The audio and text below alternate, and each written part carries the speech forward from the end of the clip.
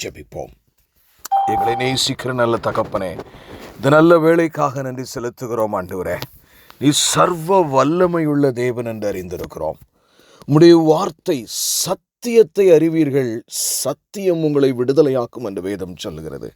அப்பா, உம்முடைய அறிவிலே நாங்கள் தேறினவர்களாயிருக்க ஆண்டவரே, பொல்லாங்கன் ஆண்டவரே சத்தியத்தை சுற்றி அதை பிரட்டி எங்களுக்குள்ளே திணித்து விடாதபடி அப்பா, நாங்கள் உம்மை சத்தியத்தை நீர் உம்முடைய ஆவியின் வெளிச்சத்திலே நாங்கள் கற்றுக்கொள்ள நீர் எங்களுக்கு உதவி செய்யும். மீட்பெரும் இரட்சகருமாகிய இயேசு கிறிஸ்துவின் மூலம் ஜெபம் கேளும் எங்கள் ஜீவனுள்ள நல்ல பிதாவே, ஆமேன். பிரியமானவர்களே, போன வாரம் நாம் எப்படி ஆவிக்குரிய அதிகாரம், ஸ்பிரிச்சுவல் அத்தாரிட்டி, ஆமேன், ஒரு அருமையான பழைய ஏற்பாட்டிலே ஒரு புஸ்தகத்தை வைத்து நாம் எப்படி ஒரு எஸ்தர் ராணி தனக்கு தேவன் கொடுத்த ஒரு அநாதையாய் இருந்தது போல இருந்தும் பின்பு ஒரு ராணியான கிருபையை பெற்று நாம் கிருபை பெற்றது போல அவளும் பெற்றிருக்கிறாள். ஆனால் அவள் அன்றைக்கு தனக்கு தேவன் கொடுத்த அந்த திறமைகளையும் தாளந்துகளையும் அதிகாரத்தையும் சரியாக பயன்படுத்தினதினாலே ஒரு யூத ஜனமே காக்கப்பட்டது. அதே போல நாமும் கூட நம்முடைய வாழ்க்கையில தேவன் நமக்கு கொடுத்திருக்கிற செல்வம், தாளந்து, ஆவியின் வரங்கள் எல்லாவற்றையும் சரியாக பயன்படுத்தாவிட்டால் அநேக தீமைகள் வரும் என்பதையும் நாம் பார்த்தோம். இன்றைக்கு நாம் இன்னொரு புத்தகத்தை மையமாக வைத்து நாம் சிந்திக்க போகிறோம். அது நம்ம பழைய ஏற்பாட்டை மையமாக வைத்து பார்த்தோம். இன்றைக்கு புதிய ஏற்பாட்டிலே ஒரு புத்தகத்தை மையமாக வைத்து நாம் பார்க்க போகிறோம். அதற்கு முன்பதாக நான் உங்களிடத்தில் ஒரு கேள்வி கேட்க விரும்புகிறேன். ஆமென். ஒரு கேள்வி கேட்கிற இந்த வார்த்தையை எந்த வடிவிலே நீங்கள் கேட்கிறவர்களாக இருந்தாலும் உங்களிடத்திலே நான் ஒரு கேள்வி கேட்க விரும்புகிறேன். நீங்கள் யாராவது அதற்கு தெரிந்தால் நீங்கள் யூ கேன் டெல் மீ. அதாவது, வேதத்திலே ஒரு சிறிய புத்தகம் இருக்கிறது.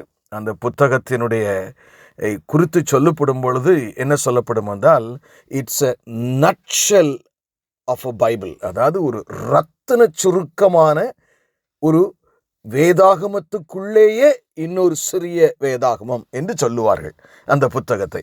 அந்த புத்தகம் எது என்று யாராயிலும் யூகிக்க முடியுமா பிரியமானவர்களே? யாராவது இருந்தால் நீங்கள் அதை சொல்லும்படி மிக தாழ்மையோடு தெரிந்திருந்தால். ஆமேன், ஆமேன். அதாவது அது என்னன்னா, இந்த புஸ்தகம் it is a Bible in it self.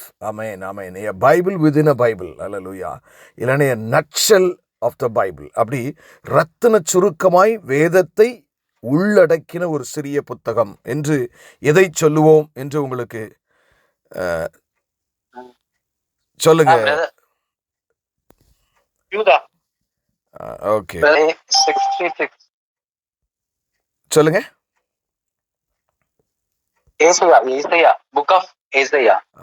Okay, okay. ஏசாயா.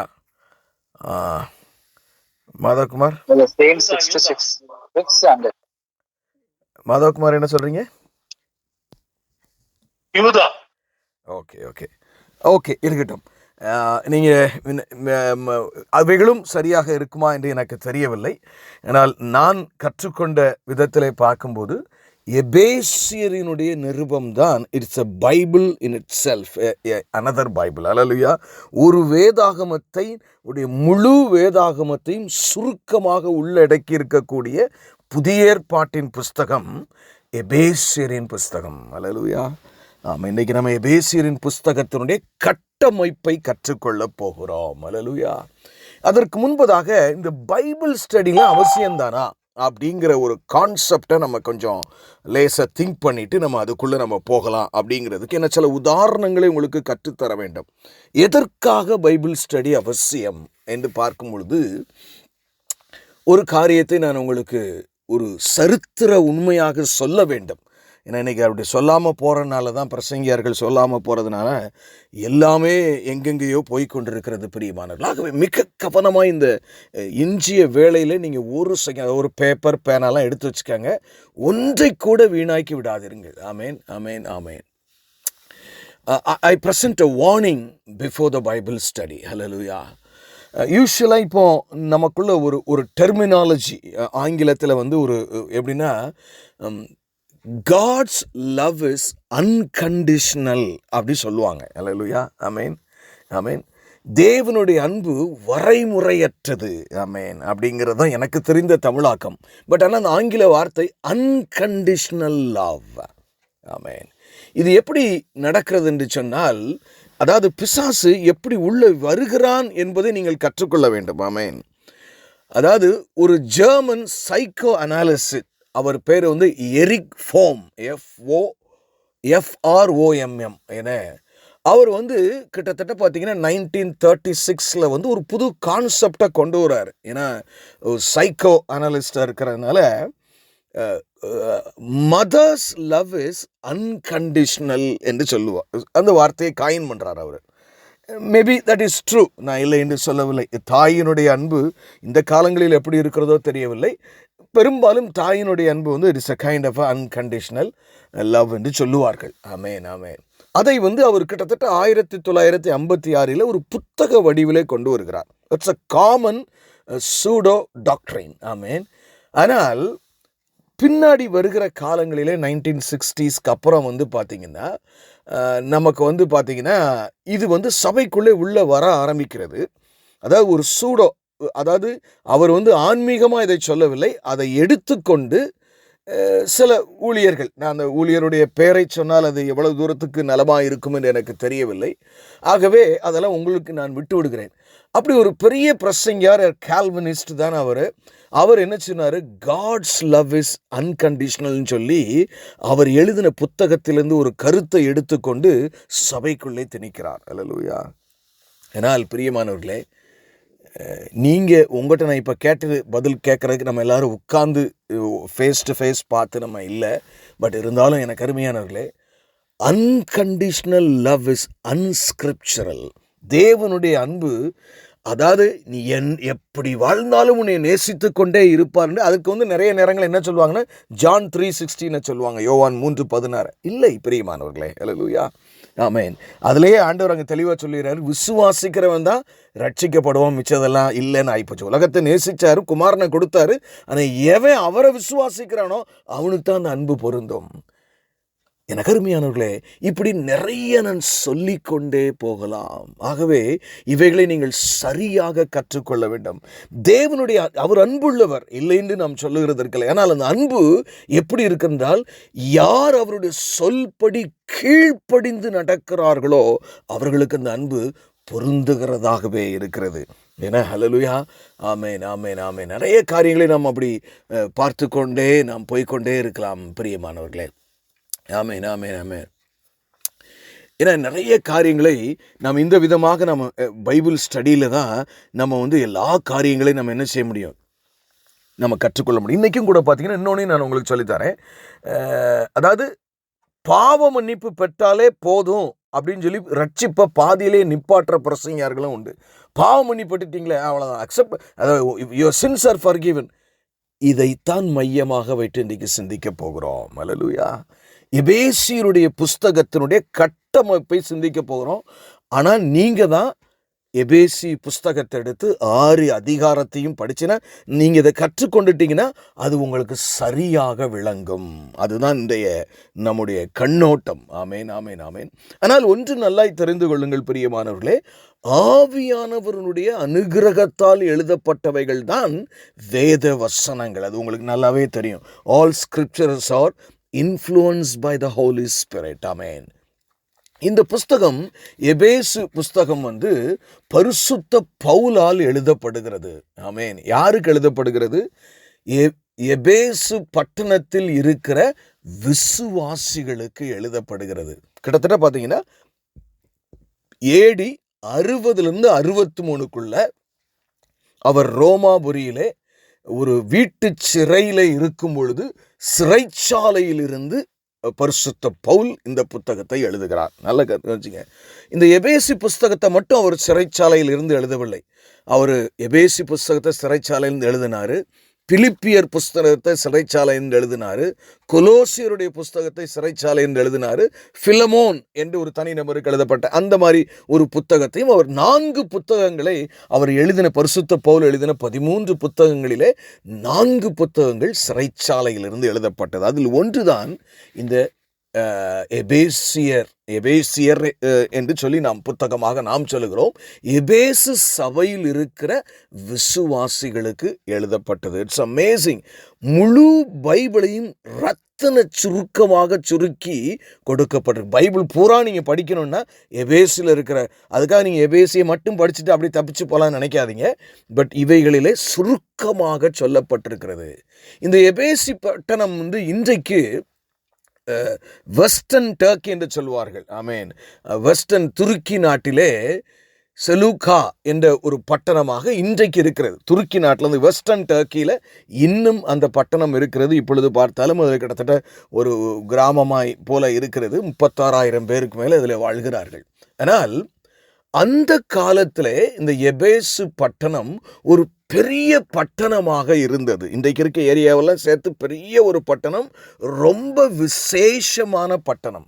இந்த பட்டணம் எப்படி இருந்ததுன்னு சொன்னால், ரோம தேவர்கள், கிரேக்க தேவர்கள், தெரியப்படாத அறியப்படாத தேவனுக்கான பலிபீடங்கள், எப்படி பலவிதமான காரியங்கள், தியானால், அதுதான் ரொம்ப ஃபேமஸான ஒரு டெம்பிள் அங்கே. நீங்கள் இதை நான் பின்னாடி சொல்கிறேன், நீங்கள் ஆக்ட்ஸ் 19 சாப்டரில் அதை படிக்கலாம். அப்படி பயங்கரமான விக்கிரக வெறி ஒரு சில விசுவாசிகள் மட்டும், அதுவும் யோவானுடைய சுவிசேஷத்தை கேட்டு கொஞ்சம், அதாவது மிஞ்சி கொஞ்சம் ரொம்ப ஹேண்ட்ஃபியூ என அப்படி தான் இருந்திருக்கிறார்கள்.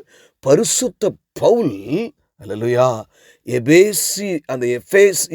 எபேசு பட்டணத்திலே 2 வருடங்கள் தங்கியிருந்து ஊழியம் செய்தார். அல்லேலூயா 2 வருடங்கள். இதை நீங்கள் அப்போஸ்தலர் 19ஆம் அதிகாரத்தை நீங்கள் படிக்கலாம். எனக்குமே எபேசி புஸ்தகத்தை படிக்கிறதுக்கு முன்னாடி அப்போஸ்தலர் 19ஆம் அதிகாரத்தை படிச்சுட்டு நீங்கள் எபேசியர் புஸ்தகத்தை படிச்சிங்கன்னா உங்களுக்கு அதனுடைய முழு விளக்கமும் உங்களுக்கு கிடைக்கும்.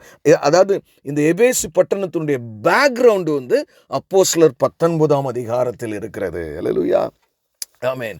எங்கு பார்த்தாலும் விக்கிரம். இப்போ நம்ம நினைக்கிறோம்ல, நம்ம நாட்டை எங்கு பார்த்தாலும் விக்கிரமா இருக்குன்னு.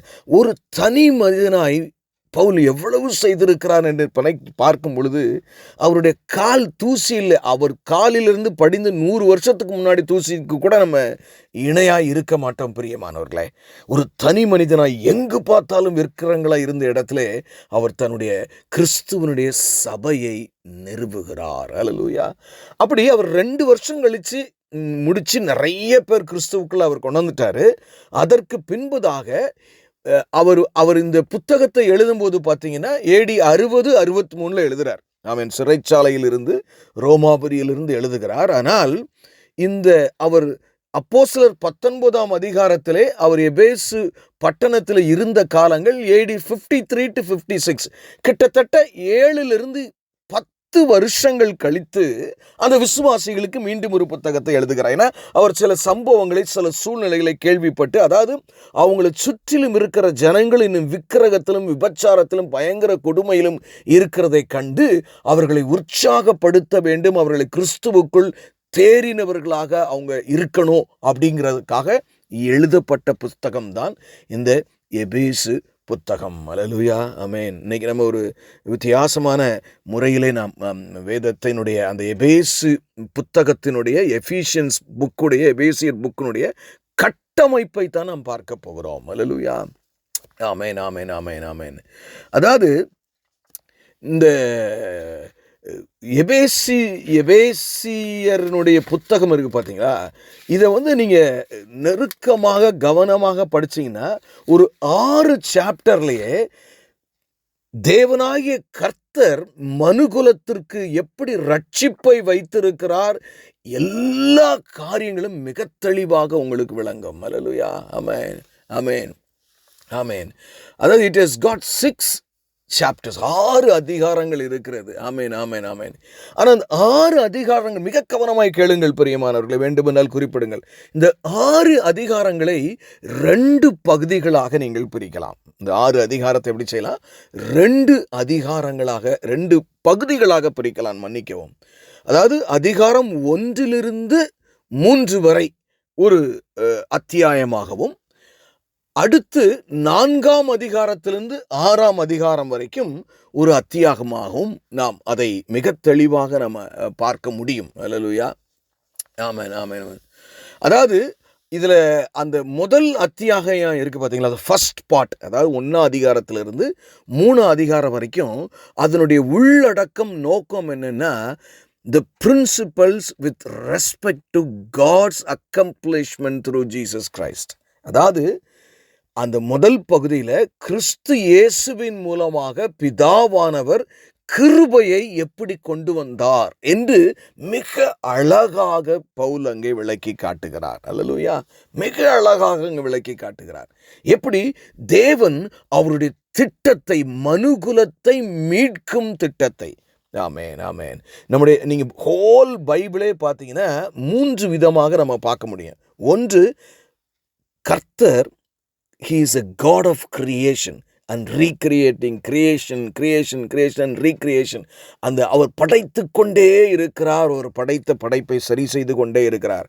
ஆனால் மனுஷன் பார்த்தீங்கன்னா தேவனுக்கு விரோதமாக கொஞ்சம் நல்லா இருப்பான், திருப்பி he will rebel against God. Rebellion, அதாவது கிரியேஷன், ரிபலியன் அண்ட் ரெஸ்டரேஷன்.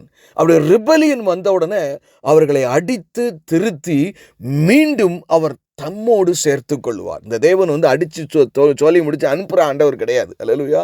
உங்களையும் உங்கள் குடும்பத்தையும் கூட நாம் தவறு செய்யும் பொழுது, இன்றைக்கு ஒருவேளை நம்முடைய வாழ்க்கையில் இருக்கிற சில தீமையான காரியங்கள் கூட அவர் நம்மை திருத்துவதற்காக கொண்டு வந்திருக்கலாம். ஆகவே உங்களுடைய பிரச்சனைகளை எப்பொழுதும் நீங்கள் பிரச்சனைகளாக பார்க்காமல், ஒருவேளை தேவன் என்னிடத்தில் எதுவும் எதிர்பார்க்கிறாரோ என்ற கண்ணோட்டத்தோடையும் நீங்கள் பார்க்க வேண்டியது அவசியமான ஒன்று. எல்லா நேரங்களிலும் இது சரியாக இல்லாவிட்டாலும் அப்படி நாம் பார்க்க வேண்டிய நல்லது. அப்போ பார்ட் 1 என்னது?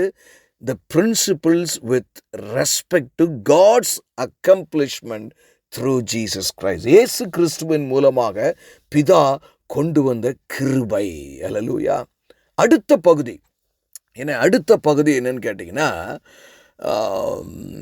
This is more important. எப்படின்னு கேட்டிங்கன்னா, நீங்கள் this chapter 4 to 6 is other section which can be subdued. அதை எப்படி நம்ம சொல்லணும்னா, principles on how you should respond அப்படிங்கிறது அவனுடைய காரியம். அதாவது முதல்ல தேவன், அதாவது 1ஆம் அதிகாரத்திலேருந்து 3ஆம் அதிகாரம் வரைக்கும் அவருடைய கிருபையை குமாரன் மூலமாக எப்படி கொண்டு வந்தார்னு இருக்கு.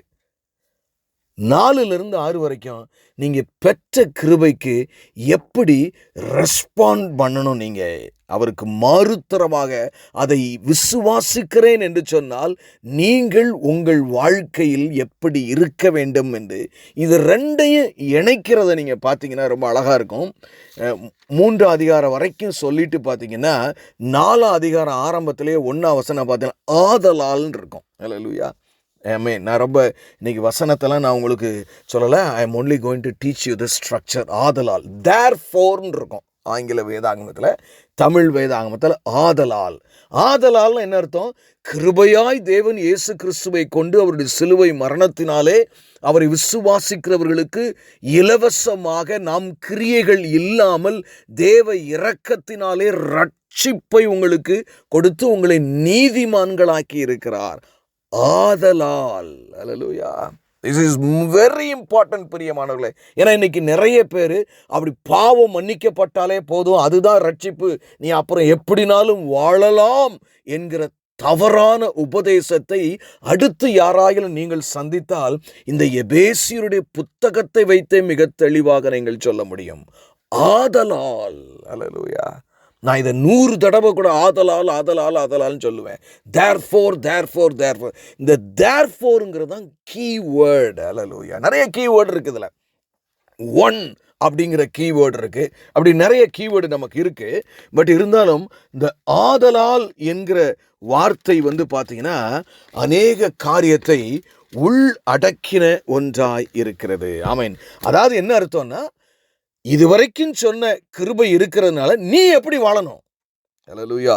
சால்வேஷனுடைய செகண்ட் பார்ட். ஹல்லேலூயா. அதாவது எப்படினாலும் வாழ்ந்துட்டு பரலோக ராஜ்யம் வந்துடலாம் அப்படின்னு நீங்கள் யாராடைய உபதேசத்தையாவது வைத்து தயவு செய்து நீங்கள் மறந்து இருந்து விடாதீர்கள் பிரியமானவர்களே. ஹல்லேலூயா. ஆமென், ஆமென், ஆமென். அப்போ நல்லா தெரிஞ்சுக்கங்க, எபேசியனுடைய 6 அதிகாரத்தை 2ஆக பிரிக்கலாம். முதல் 1-3 அதிகாரம் இப்படி இருக்கு. அதுக்கப்புறம் 4-6 அதிகாரத்தில் முதல்ல 1-3 பிரின்சிபல்ஸ் ஆன் ஹவ் யூ மன்னிக்கும், அதாவது அப்படி இல்லை, principles on how you should respond அப்படிங்கிறது 2வது பகுதி. ஆமேன், ஆமேன், ஆமேன், ஆமேன். அதுதான் ரொம்ப முக்கியம். முதல் பகுதி principle with respect to God's accomplishment. ஹல்லேலூயா. இயேசுவின் மூலமாக, நான் மீண்டும் மீண்டும் சொல்லுகிறேன், இது மிக முக்கியம். இந்த 2 பகுதியை இணைக்கிற வார்த்தை பார்த்தீங்கன்னா ஆதலால், தேர்ஃபோர். நான் இப்படிலாம் ஆண்டவர் கிருபை உனக்கு இலவசமாக கொடுத்து உன்னை நீதிமான் ஆக்கிட்டாரு, ஆகையினால நீ எப்படி வாழணும்னு சொல்லி சில கீ தீம்ஸ், அதாவது முக்கிய குறிப்புகள் அங்கே சொல்லப்பட்டிருக்கிறது. ஹல்லேலூயா. அதில் எப்படிலாம் சொல்லப்பட்டிருக்குன்னு கேட்டிங்கன்னா, நீ எப்படி ரெஸ்பாண்ட் பண்ணணும்னா, தனிப்பட்ட உன் வாழ்க்கையிலே நீ இப்படி ரட்சிக்கப்பட்டிருக்கிறபடினால் எப்படி அதை பிரதிபலித்து காட்ட வேண்டும் என்று தனிப்பட்ட வாழ்க்கையை குறித்து அங்கே சொல்லுகிறார். அடுத்து பார்த்தீங்கன்னா, சபையை குறித்து ஒரு சபையாக எப்படி நாம் வெளிப்படுத்தி காட்ட வேண்டும் என்று இருக்கிறது. ஆமென். அடுத்து நீங்க பார்த்தீங்கன்னா, ஒரு குடும்பமாக நாம் எப்படி வெளிப்படுத்தி காட்ட வேண்டும் என்று இருக்கிறது. அடுத்து ஆவிக்குரிய உலகத்திலே நாம் எப்படி வெளிப்படுத்தி இந்த 4 தான். இதுதான். இதோட பார்த்தீங்கன்னா, இதை நம்ம இன்னும் கொஞ்சம் டீட்டெயிலாக பார்ப்போம். இப்போ நம்ம எதுக்குள்ளே போகிறோம்? இந்த கீ தீம்ஸ்குள்ளே போகிறோம். இந்த எபேசியருடைய புஸ்தகத்தினுடைய கீ தீம் என்னன்னு கேட்டிங்கன்னா, முக்கியத்துவம் என்னன்னு கேட்டிங்கன்னா, முதல்ல என்னன்னா கிருபை. ஹல்லேலூயா. கிரேஸ். ஹல்லேலூயா. நம்முடைய முயற்சியினாலே நாம் என்ன செய்யறதில்லை, ரட்சிக்கப்படுவதில்லை. கிருபையினாலே விசுவாசத்தை கொண்டு ரட்சிக்கப்பட்டீர்கள். ஆமென். 2:8 இருக்கு. ஆமென். எபேசியர் 2:8. It's amazing book. ஆமென். முதல் தீம் கீ தீம் கிருபை. 2வது பார்த்தீங்கன்னா, இந்த கீ தீம் என்னை பொறுத்தவரையில் நான் இதை மெடிடேட் பண்ணி பார்க்கும்போது, தேர்ஃபோர், இப்படி கிருபை உனக்கு கொடுக்கப்பட்டபடினாலே நீ எப்படி வாழ வேண்டும். ஹல்லேலூயா. அந்த எப்படி வாழ வேண்டும்ங்கிறதுல ரொம்ப டீட்டெயில் இருக்குது. நான் அதையும் உங்களுக்கு சொல்கிறேன். அதில் முதல்ல அவர் எப்படி ஆரம்பிக்கிறார்னா, நீ எப்படி வாழணும், ரிமூவ் யுவர் ஓல்டு செல்ஃபுங்கிறாரு. உன் பழைய மனிதனை களைந்து போடு. ரொம்ப முக்கியங்க. நிறைய நேரங்களில் நம்ம நினைக்கிறோம், ரட்சிக்கப்பட்டவங்களை குறித்து எழுதும்போது அவங்க எப்படி ரெஸ்பாண்ட் பண்ணும்போது பழச கலங்கிறாரு. அதாவது அன்லேர்ன் சர்டன் திங்ஸ், ஏற்கனவே தவறாய் கற்றுக்கொண்டிருந்த தவறாய் இருந்த காரியங்களை எல்லாம் மாற்றி அமைத்துக்கொள். ஹல்லேலூயா. அப்போ மாற்றி அமைத்துக்கொள்ளுங்கிற. அப்போ ரிமூவ் த ஓல்டு செல்ஃப். அது நீங்க பண்ணிட்டீங்களா? பழைய மனிதன் பூர்ணமாக களைஞ்சாச்சா? ஆமாம். இது வேதாகமம் எபேசியரில் அதாவது என்ன கான்டெக்ஸ்டில் சொல்லுது, நீ எப்படி ரெஸ்பாண்ட் பண்ணணும், கிருபையாய் உன்னை ரட்சித்திருக்கிறாரே, அதற்கு நீ எப்படி ரெஸ்பாண்ட் பண்ணணும், எப்படி ஒரு மாறுத்தரமாக நீ எப்படி வாழ வேண்டும். ஹல்லேலூயா. ஹல்லேலூயா. அப்போ அந்த கீழே என்ன சொல்ல, தேர்ஃபோர்ங்கிறதுக்கு அப்புறம் பழைய மனுஷனை களைஞ்சிரு, புதிய மனுஷனை தரி. 2மே முக்கியங்க. ஹல்லேலூயா. பழைய மனுஷனை இனிமே என் பழைய வாழ்க்கைக்குள்ளே நான் போகவே மாட்டேன், முந்தி மாதிரி நான் போய் பேசவே மாட்டேன், அப்படி நம்ம ஆணித்தரமாக இருக்க வேண்டும். அதில் சொல்லப்படும் பொழுது 2வது அதனுடைய முக்கியத்துவம் என்ன வருதுன்னு கேட்டிங்கன்னா, put on the new man. புதிய மனிதனை தரித்து, பழைய மனுஷனை களைஞ்சிட்டு புதிய மனுஷனை தரித்து கொள்ள வேண்டுமாம். அதில் ஒரு லிஸ்ட் இருக்குது. நான் ஒரு சிம்பிளாக சில இது சொல்கிறேன். சில இதை ரிமூவ் பண்ணுறது, அதாவது பழைய மனுஷனில் ரிமூவ் பண்ணுறதுன்னு ரிமூவ் புட்டான்னு நான் எழுதி வச்சுருக்கேன். ஆமாம், நான் மெடிடேட் பண்ணி என்னுடைய நோட்ஸில். அதாவது முந்தி நீ பொய் சொன்ன, இப்போ சத்தியத்தை பேசு. ஹல்லேலூயா. பழைய மனுஷன் யார்? பொய் சொல்கிறவன். புதிய மனுஷன் யார்? சத்தியத்தை பேசுகிறவன். பழைய மனுஷன் கோபக்காரன். ஹல்லேலூயா. புதிய மனுஷன் பீஸ்ஃபுல் மேன், சமாதானத்துக்குரியவன். ஹல்லேலூயா. பழைய மனுஷன் களவாங்குகிறன், தீஃப், ஸ்டீலிங். புதிய மனுஷன் ஜெனரஸாக கொடுக்கிறவன். நாட்டை அடுத்தவன் பொருளை எடுக்கிறவன் கிடையாது, கொடுக்கிறவன். இப்படி தான் பைபிள் இருக்குது. எதை நீ ரிமூவ் பண்ணணும், எதை நீ ஆட் பண்ணணும். ஹல்லேலூயா. அடுத்து பார்த்தீங்கன்னா பழைய மனுஷனில் காசிப்புன்னு இருக்குது. ஒவ்வொரு இடமா இப்படி இப்போ புறணி பேசிக்கிட்டே இப்படி திரிகிற ஒரு கூட்டம் சபைக்குள்ளே இருக்குல்ல. தேவனால் அவங்கெல்லாம் பழைய மனுஷனை களையவில்லை. நீங்கள் அப்படி இருக்கீங்களோ? யாரும் இருக்க மாட்டீங்கன்னு நான் நினைக்கிறேன். ஹல்லேலூயா. வாஞ்சையா இந்த வேத வசனத்துக்கு வருகிறவர்கள், ஹல்லேலூயா, இந்த வார்த்தையை கேட்கிறவர்கள், இந்த அவன் சொன்னா, இந்த இவன் சொன்னா, இந்த அவன் டச் பேசுறது, இது ஒரு பயங்கரமான, அதாவது நான் உலகம் எங்கிலும் போகிறேன். ஆமேன். எல்லா நாடுகளுக்கும் போகிறேன். எல்லா இடமும் நான் சொல்லுகிறது வருத்தத்தோடு சொல்லுகிறேன். தமிழ் ஜனங்கள் இந்த காசிப்பு பிரிவினை, ஊருக்கு ஊர் பிரிச்சிருவாங்க, ஜாதிக்கு ஜாதி பிரிச்சிருவாங்க. ரொம்ப கொடுமையான நிலைமை தமிழர்களுக்குள்ள இருக்கு. நீங்க அப்படி இருக்கக்கூடாது. ஹல்லேலூயா. ஏன்னா நியாய தீர்ப்பு உங்களுக்கு தனியா வரும். உங்க வாழ்க்கையை முழுவதும் அவர் சீர்தூக்கி பார்ப்பார். உங்க வாழ்க்கையில வருகிற ஒவ்வொரு சம்பவமே ஒரு டெஸ்ட். நல்லா தெரிஞ்சுக்கங்க. உங்க வாழ்க்கையில வருகிற ஒவ்வொரு சம்பவமும் தேவனால் உங்களுக்கு வைக்கப்பட்டிருக்கிற ஒரு பரீட்சை. எப்படி பாருங்க, நீங்க சும்மா அப்படி 8ஆம் கிளாஸ் படிக்கும் போது சும்மா நீங்க பேசின வார்த்தைக்கெல்லாம் ஒருவேளை அந்த மன்னிப்பு நமக்கு கிடைக்காம இருந்துச்சுன்னா கணக்கு ஒப்புவிக்கணும். யாராவது ஒரு ஆள், ஒருவேளை அவர் ஆண்டவரை ஏற்றுக்கொள்ளாத ஆள்னே வச்சுக்கோமே, அவர் 8ஆம் கிளாஸ் படிக்கும்போது பேசினார், அவர் சாகும்போது ஆமீன் 90 வயசு கூட இருக்கட்டுமே. ஆம் பிரியமானவர்களே, அப்போ இந்த புறங்கூறுதல். ஆனால் புதிய மனுஷன் எப்படி இருக்கணும்? Encouraging words. நீங்கள் யார்கிட்ட பேசினாலும் அவங்களுக்கு பிரயோஜனம் உள்ளதாக இருக்க வேண்டும். அதான் புதிய மனிதன். ஹல்லேலூயா. பழைய மனுஷன் ரிவெஞ்ச். அவன் இப்படி பண்ணிட்டான் நான் விடமாட்டேன், அவன் இப்படி பண்ணிட்டான் நான் விடமாட்டேன். புதிய மனிதன் ஃபர்கிவிங். ஹல்லேலூயா. நம்ம ஒவ்வொரு அதாவது இதெல்லாம் நீங்கள் நான் சொல்ல பார்த்தீங்கன்னா, ஆமாம் இது எனக்குள்ளே இருக்கே. ஏன்னா ஜென்ம சுவாபம் உங்களுக்குள்ளே தூண்டும். அப்போ நீங்கள் என்ன செய்யணும்? நான் கிறிஸ்துவை ஏற்றுக்கொண்டுட்டேன், இனிமேல் என்கிட்ட பழைய மனுஷன் செயல்படக்கூடாது, என்னிடத்துல புதிய மனுஷன் செயல்பட வேண்டும். ஆகவே நான் ரிவெஞ்ச் எடுக்க மாட்டேன், நான் எதிர்த்து நிற்க மாட்டேன், நான் மன்னிப்பேன். ஹல்லேலூயா. பழைய மனுஷன் பார்த்தீங்கன்னா செக்ஷுவல் அதாவது மாமிச பிரகாரமான இச்சை, பாலிய உணர்வுகளோடு அந்த இதை அடையணுங்கிறதுக்காகவே வாழ்ந்த காலங்கள். ஆமேன். ஆனால் இப்போ புதிய மனுஷன் செல்ஃப் கண்ட்ரோல். ஹல்லேலூயா. நம்மை நாமளே கட்டுப்படுத்தி வாழ்கிற ஒரு வாழ்க்கை. ஹல்லேலூயா. அதில் பழைய காலத்தில் குடியிலும் வெறியிலும் வாழ்ந்த ஒரு காலம் பழைய மனிதன். அதை கலைஞ்சிடணும். புதிய மனிதன் தேவனுடைய ஆவியினால் நிரப்பப்பட்டவன். ஹல்லேலூயா. ஆமேன். பிரியமானவர்களே, ஆச்சரியமான காரியங்கள். ஆமேன். ஆச்சரியமான காரியங்கள். ஆமேன். இதில் நம்ம பார்க்கும்போது பார்த்தீங்கன்னா, இப்படி ஆரம்பித்து இதெல்லாம் என்ன சொல்கிறாருன்னா, தனி மனுஷனா நீ ரட்சிக்கப்பட்டதுனால எப்படி வாழ வேண்டும். தேர்ஃபோர், ஆதலால் நீ இப்படி வாழணும். ஹல்லேலூயா. வெறும் பாவ மன்னிப்பு மட்டும்னு இயேசுனுடைய சிலுவையினுடைய காரியத்தை ஒரு பேஜிலே பைபிளை எழுதி நியூ டெஸ்ட்மெண்ட்டில் முடிச்சிருக்கலாம். ப்ளஸ் கொஞ்சம் ஹிஸ்ட்ரி இருந்தால் போதும். எதற்கு இதை செய்யாது? கிட்டத்தட்ட பார்த்தீங்கன்னா ஒரே ஒரு கட்டளை தான் மனுஷனுக்கு கொடுத்தார் ஆதாமுக்கு. அவன் சொல்லி முடிச்சிட்டான். அதுக்கு பதிலாக மோசையின் மூலமாக 613 கட்டளை கொடுக்குறாரு. கிறிஸ்து சும்மா இல்லைங்க, கிட்டத்தட்ட 1800 கட்டளைக்கு மேலே இருக்குது புதிய ஏற்பாட்டில். ஹல்லேலூயா. இன்னும் கொஞ்சம் டைட் பண்ணிட்டார் ஆண்டவர். ஒரு ஸ்திரீயை இச்சையோடு பார்த்தாலே நீ விபச்சாரம் பண்ணிட்டேங்கிறாரு. ஒரு மனுஷனோடு நீ கோபப்பட்டாலே அவனை கொலை செஞ்சுட்டேங்கிறார் ஆண்டவர். நீங்கள் தயவு செய்து கிறிஸ்தவ வாழ்க்கைக்கு பின்னாடி, இந்த கிருபைக்கு பின்னாடி ஒரு நியாய தீர்ப்பு வருகிறது. ஹல்லேலூயா. சரி, இப்போ நம்ம எப்படி ஒரு தனி மனிதனா ரெஸ்பாண்ட் பண்ணணும்னு எபேசியர்ல இருக்குங்கிறத பார்த்தோம். இப்போ ஒரு சபையாக நம்ம எப்படி அந்த விலையேறப்பட்ட இலவசமான ரட்சிப்புக்கு நாம் என்ன செய்யணும்? பாத்திரவான்களாக இருக்க வேண்டும் என்று நாம் பார்க்க போகிறோம். ஹல்லேலூயா. ஆமேன். ஆமேன். எனக்கு அருமையானவர்களே, இது ரொம்ப முக்கியமான காரியம். அதாவது ஒரு திருச்சபை எப்படி இருக்க வேண்டும். அப்படி வரும்போது பவுல் அதில் எழுதுகிறார், யூனிட்டி. நம்ம கூட சொல்லுவோம் சபை இப்படி பிரிந்து கிடக்கிறதேமோ. இந்த யூனிட்டியில் நீங்கள் சில காரியங்கள் லேர்ன் பண்ணணும். ஹல்லேலூயா. அந்த சபைன்னு வரும்போதே unity is the idea and focus of holy spirit.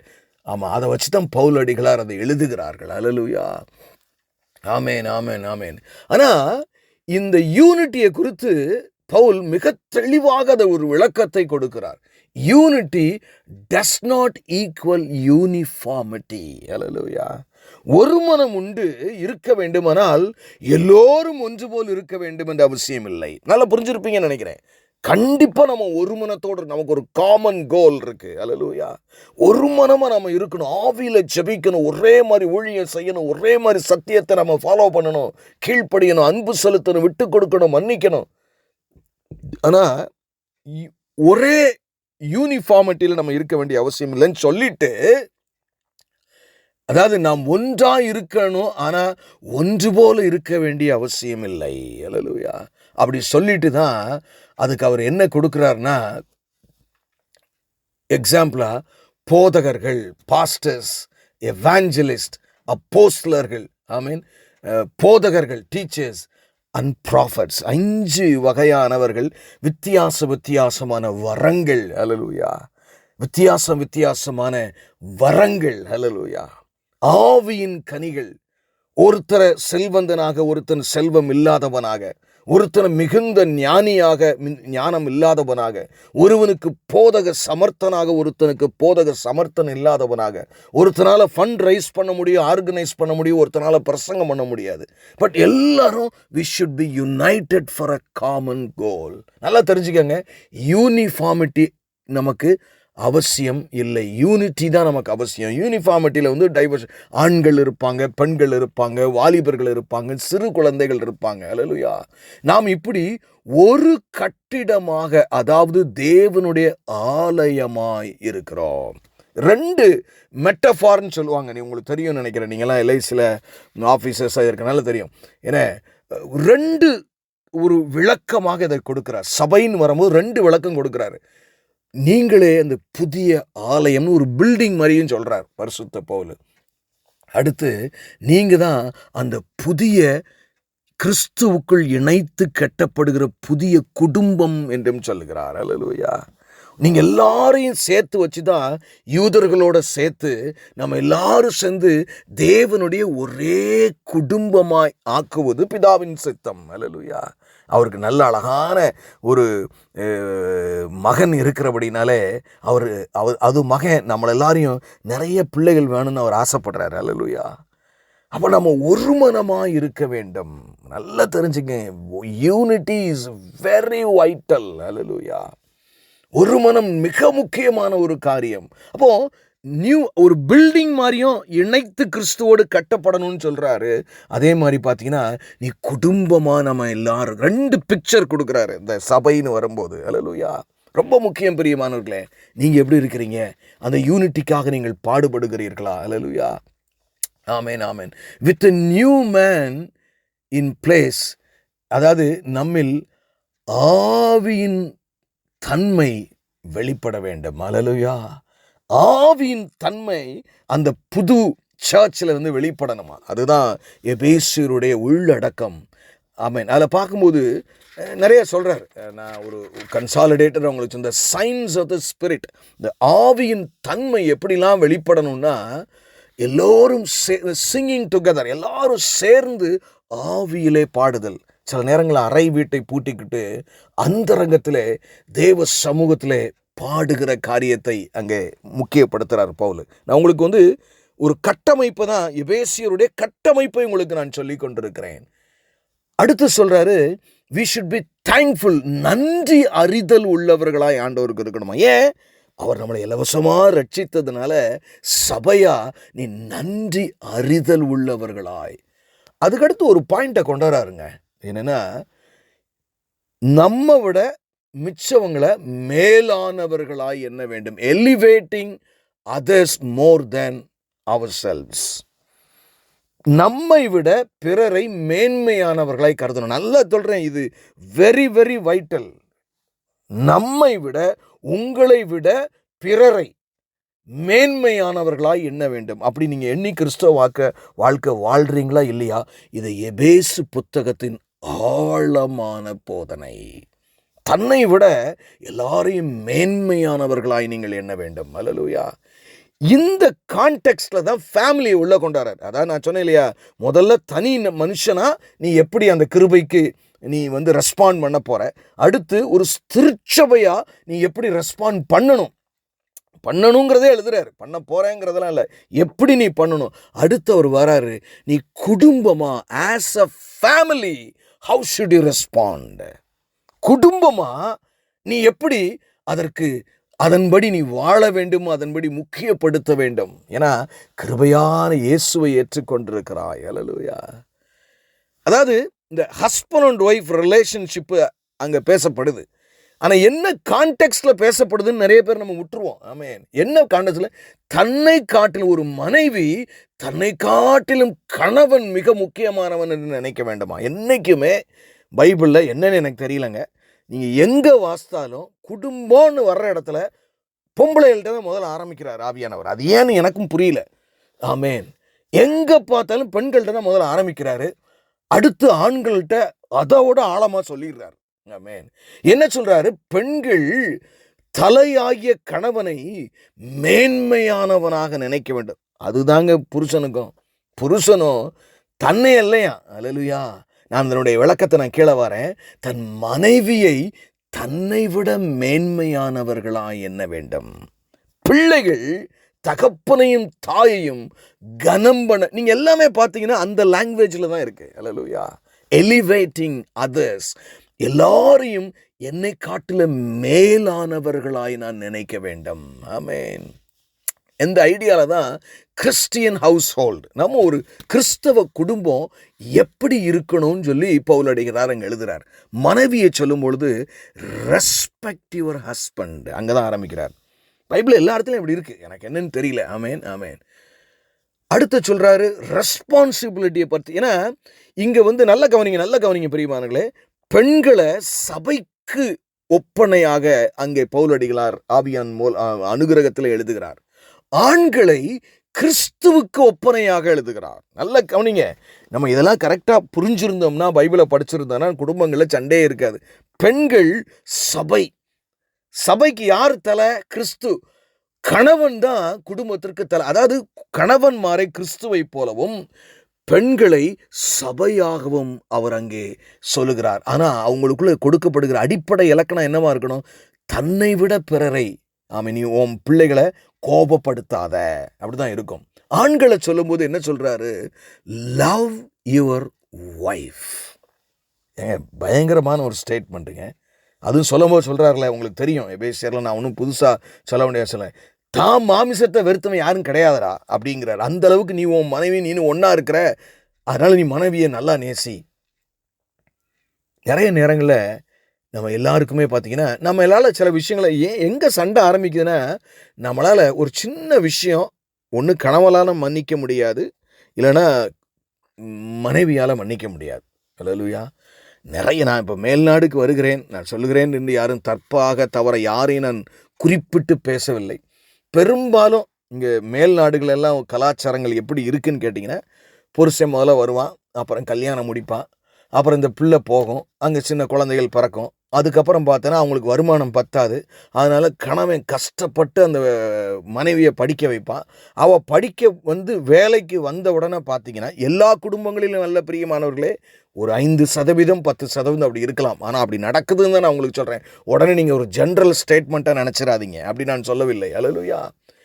வந்த உடனே என்னென்னா, இந்த பிள்ளை வேலைக்கு போய் தனக்குன்னு வருமானம் வந்த உடனே நிறைய குடும்பங்களில் பார்த்த உடனே எங்கே டைவர்ஸ் ஆரம்பிக்கணும், அதுக்கப்புறம் தான் ஆரம்பிக்கிறது நான் பார்க்கிறேன்.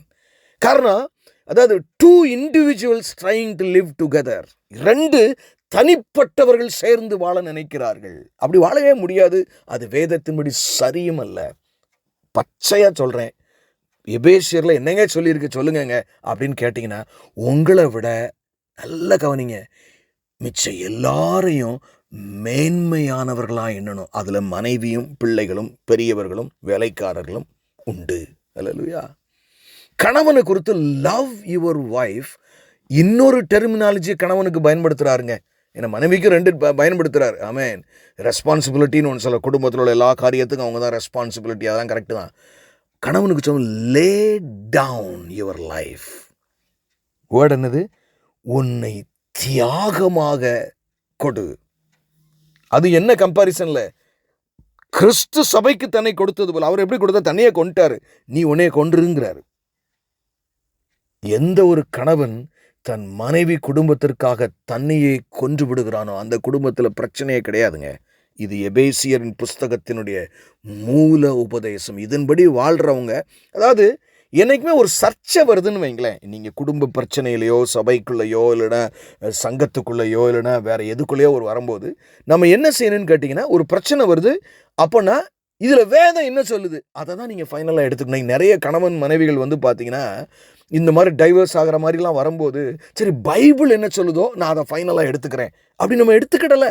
ஏன்னா எல்லாரும் சர்ச்சில் வந்து வாழ்விலும் துக்கத்திலும் ஆனா போனான்னு சொல்லி எல்லாத்தையும் தேவ சமூகத்தில் சொல்லிடுறோம். அப்போ வந்து என் சமூகத்தில் சொல்லுன்னா நீ அதை கடைபிடிங்கிறாரு.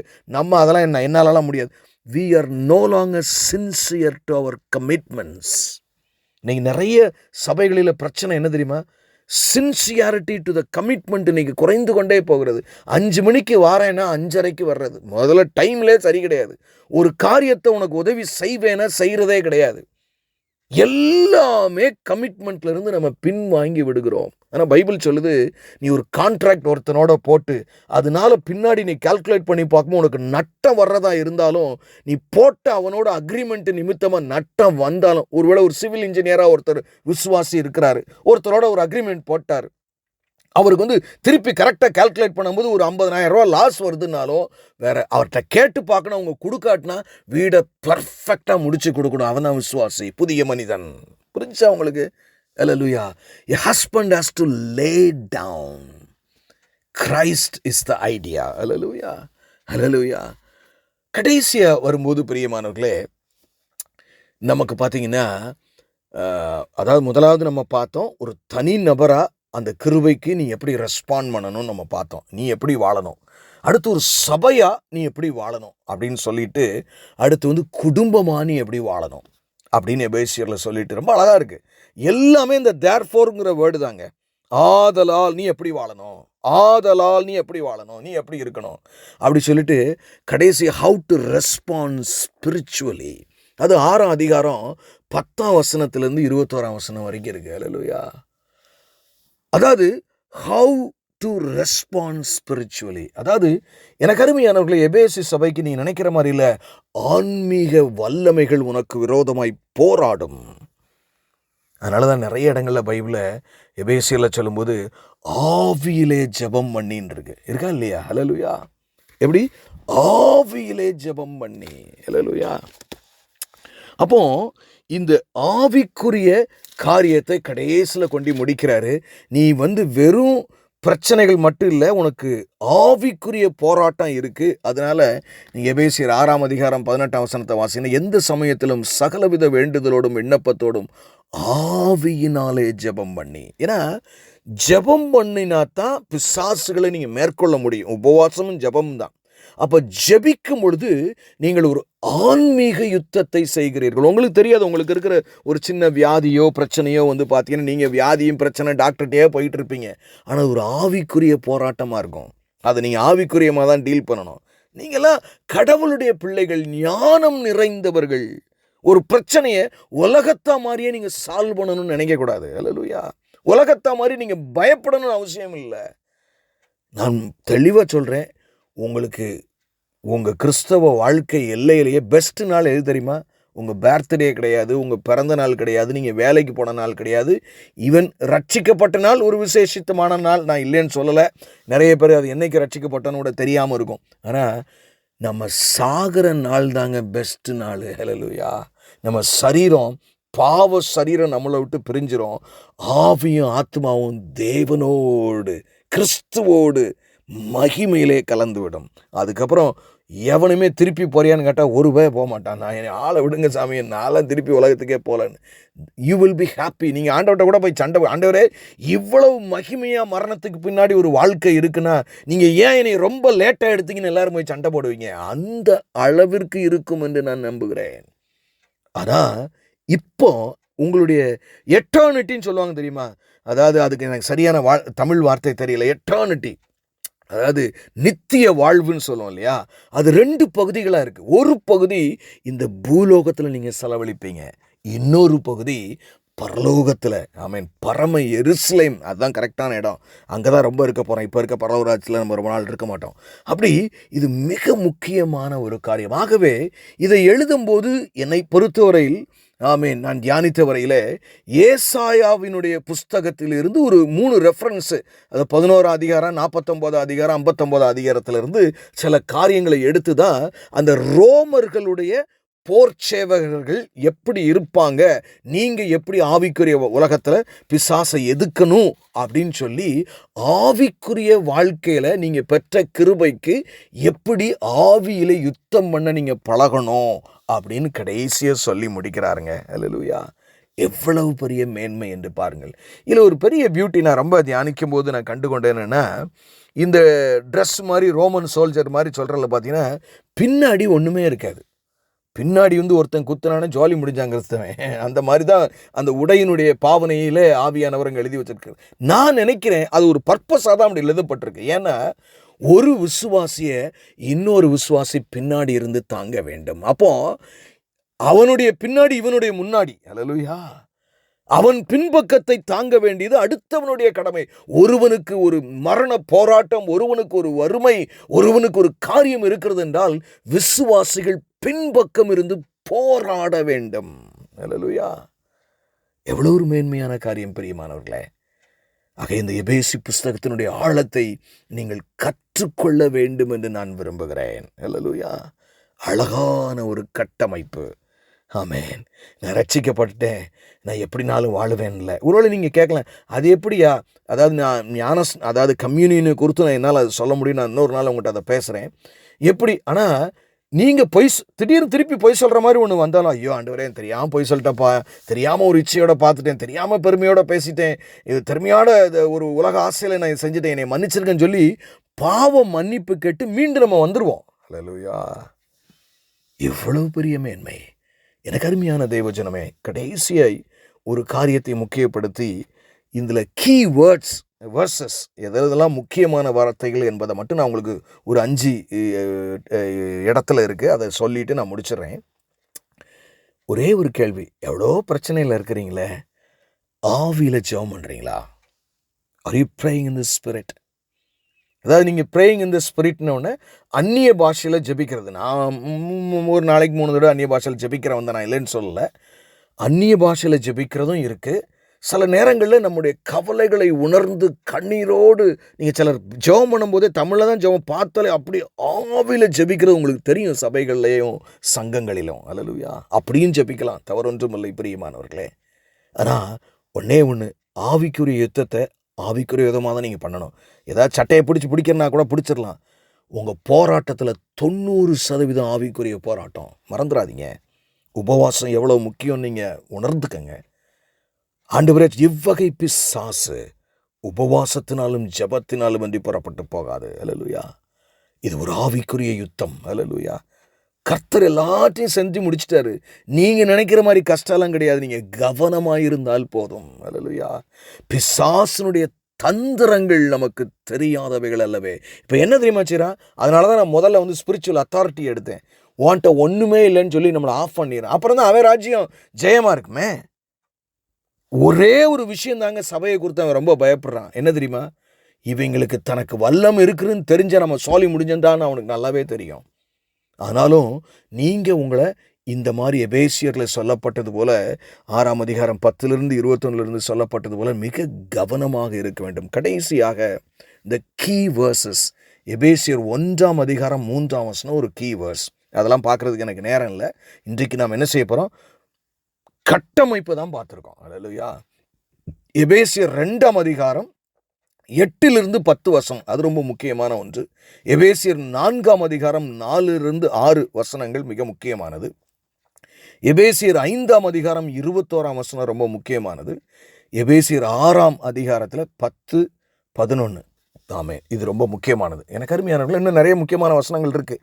ஒவ்வொருத்தருக்கும் தியானிக்கும் போது இதுதான் முக்கியமான வசனம், இதை மட்டும் படிச்சுட்டு எக்ஸாம் போகிற மாதிரிலாம் நீங்கள் போகாதீங்க. வேதத்தில் ஒரு கமா கூட விட முடியாதுங்க, எல்லாத்தையும் படிக்கணும். அல்லேலூயா. எனக்கு அருமையானவர்களே, மீண்டும் அந்த ஒரே தேர்ஃபோரை மட்டும் நான் சொல்லிடுறேன். அல்லேலூயா, அல்லேலூயா. நிறையா இன்னும் இருக்குது, நான் நிறையா அதெல்லாம் எனக்கு டைமில். ஏன்னா இதில் எபேசியரில் பார்த்தீங்கன்னா one body, one lord, one spirit, one faith, one baptism, one காட்ன்னு இருக்கும். ஏன்னா ஒரே சரீரம், ஒரே கர்த்தர், ஒரே ஆவி, ஒரே விசுவாசம், ஒரே ஞானஸ்நானம், ஒரே தேவன் நமக்கு உண்டு. அப்படி ஒன் அப்படிங்கிறது தான் அந்த சபையில் நமக்கு யூனிட்டியை குறித்து சொல்லப்படுகிற காரியம். அல்லேலூயா. ஏன்னா நான் நிறைய காரியங்களை தியானித்து வச்சுருக்கிறேன். ஏதாவது நான் ஒருவேளை நான் விட்டுருக்க கூட செய்யலாம், பரவாயில்ல, இருக்கட்டும். ஆமென்.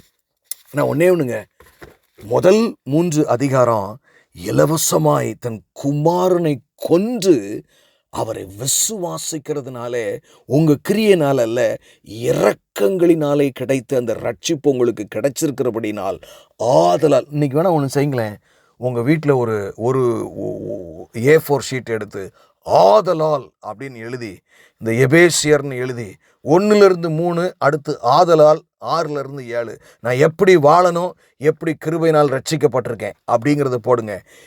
ரட்சிப்புக்கு 2 ரெக்கை இருக்குது, ஒத்த ரெக்கையில் பறக்காதீங்க. நாம் எழுந்து போவோம் பிரியமானவர்களே. ஏன்னா ஆண்டவர் நீதி உள்ளவர். நல்லா தெரிஞ்சுக்கங்க, அவர் கிருபையினால் ரட்சிக்கப்பட்டதுனால நீங்கள் எல்லாருமே மோட்சத்துக்கு போயிடுவீங்க. ஆனால் அந்த மோட்சத்தில் போய் நீங்கள் எப்படி இருப்பீங்கிறது நீங்கள் இந்த 2வது பகுதி நீங்கள் வாழ்கிறீங்க பார்த்தீங்களா, தியாகமாக, அதை பொறுத்து தான் இருக்குது. அதனால தான் ஆண்டவர் சொன்னார், அவனுடைய கிரியைக்கு தக்க பலன் என்னோடு. நம்ம என்னங்க கிரியை செஞ்சோம்? எல்லாமே எங்கள் அப்பா தானே செஞ்சார். நீங்கள் கேட்கலாம், இந்த கிரியை தான் எபேசியரனுடைய 4 வரைக்கும் நாம் எப்படி வாழ்ந்தோம் என்பது முக்கியம். கண்களை மூடி நாம் ஜெபிப்போம். எங்களை நேசிக்கிற நல்ல தகப்பனே, ஒரு ஆழமான சத்தியத்தை எங்களுக்கு இலவசமாய் எளிமையாய் கற்றுக் கொடுத்ததற்காக உமக்கு நன்றி செலுத்துகிறோம். நிறைய கேள்விகளுக்கு எங்களுக்கு விடை கிடைத்திருக்கிறது என்று ஆண்டவரே, எங்களோடு நீர் பேசினதற்காக நன்றி செலுத்துகிறோம். ஆண்டவரை, இலவசமாய் பெற்ற இந்த வாழ்க்கையை ஆண்டவரே, நாங்கள் உம்முடைய கிருபையினாலே உம்மை வெளிப்படுத்துகிறவர்களாய் அதை செய்வதற்கு நீர் எங்களுக்கு பலன் தாங்க. பெரிய காரியங்களை செய்யுங்க. மீட்பெரும் இரட்சகருமாகிய இயேசு கிறிஸ்துவின் மூலம் ஜெபம் கேளும் எங்கள் ஜீவனுள்ள நல்ல பிதாவே. ஆமென்.